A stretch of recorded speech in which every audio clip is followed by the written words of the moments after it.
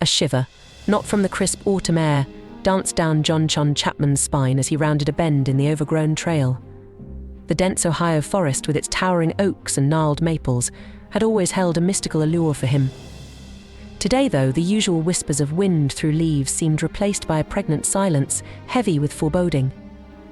John, better known as Johnny Appleseed for his relentless pursuit of planting orchards across the vast frontier, paused, his hand instinctively reaching for the worn leather pouch holding his precious apple seeds. It was his only solace, a meager defense against the unknown creeping into his heart. A low growl, primal and menacing, echoed from the depths of the woods. It wasn't the usual territorial bark of a coyote or the frustrated bellow of a hungry bear. This growl carried a chilling undercurrent, a malevolent hunger that spoke of things beyond the natural world. John's breath hitched. He'd traversed these unforgiving territories for years, his faith in God and humanity his constant companions. But this growl, it scraped at something ancient within him, a primal fear that threatened to overwhelm his usual optimism. Squinting against the fading light, John strained to pierce the dense foliage. The last rays of the setting sun cast grotesque shadows that danced and writhed like phantoms. He gripped the pouch tighter, his knuckles white. The growl came again, closer this time, accompanied by a sickening snap of twigs and the rustle of unseen movement. Panic began to gnaw at the edges of his composure. The legends whispered by Native American tribes around campfires suddenly felt all too real tales of monstrous creatures driven by insatiable hunger, lurking in the very shadows that now enveloped him. Suddenly, a pair of eyes gleamed through the undergrowth, not the usual warm amber of a deer or the curious sparkle of a fox. These eyes burned with an unnatural intelligence, a chilling awareness that sent shivers down John's spine. They were eyes unlike any he'd ever seen, filled with an ancient malice that spoke of unspeakable horrors. A monstrous shape emerged from the shadows, its fur as black as a starless night, muscles rippling beneath a thick hide. It was a wolf, yes, but unlike any wolf John had ever encountered. This beast was colossal, its size bordering on the mythical, a monstrous caricature of its earthly brethren. Its head hung low, revealing rows of razor-sharp teeth in a silent, terrifying snarl. The stench of decay and ancient hunger hung heavy in the air, a suffocating shroud. Terror threatened to consume him, but John, a man of unwavering faith, forced it down. He remembered a chilling tale shared by a Shawnee elder, a legend of a monstrous wolf spirit, the Wendigo, driven mad by an insatiable hunger for human flesh. Fear turned to a cold resolve.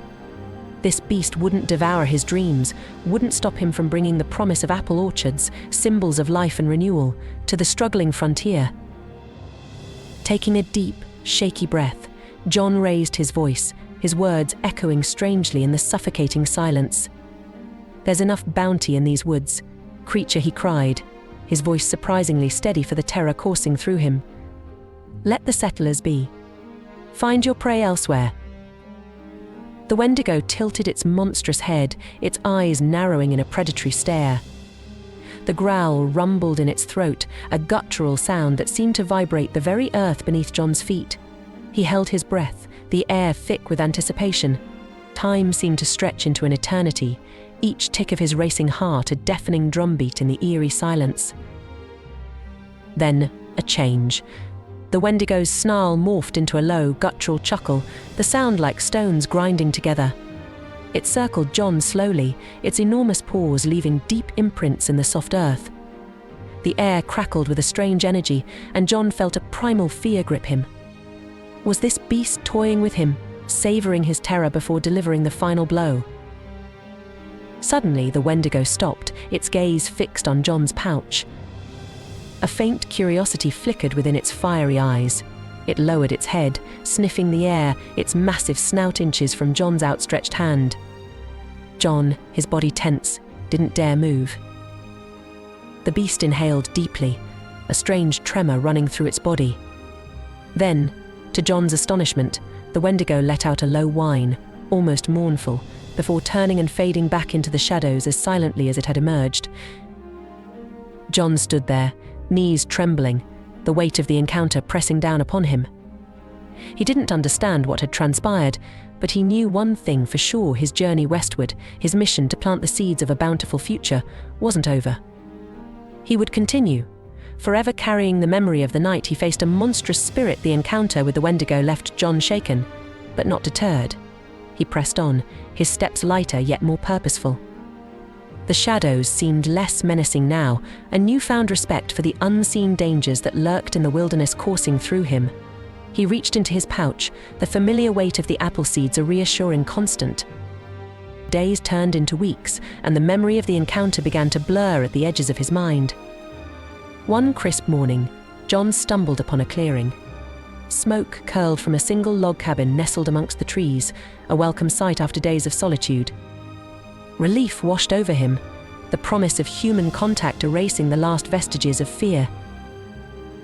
As John approached the cabin, a wiry figure emerged, a rifle slung across his shoulder. The man's face, etched with worry lines, creased into a scowl. "Stranger," he barked, his voice gruff, "what brings you to my doorstep?" John explained his mission, his words tumbling over each other. The man, introducing himself as Jebadiah, listened with a skeptical frown.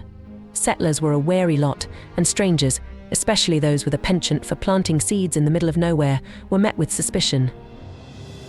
However, John's sincerity and the inherent goodness in his eyes eventually wore down Jebadiah's defenses.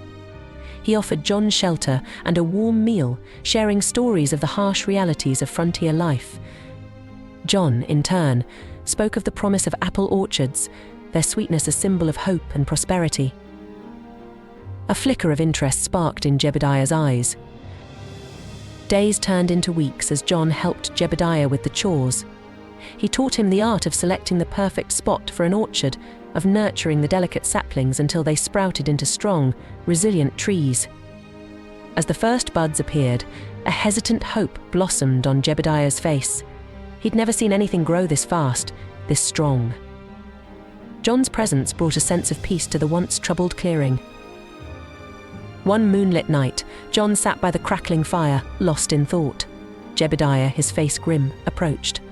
"There's something I ain't told you," he began, his voice low. John looked up, a sense of foreboding settling in his stomach.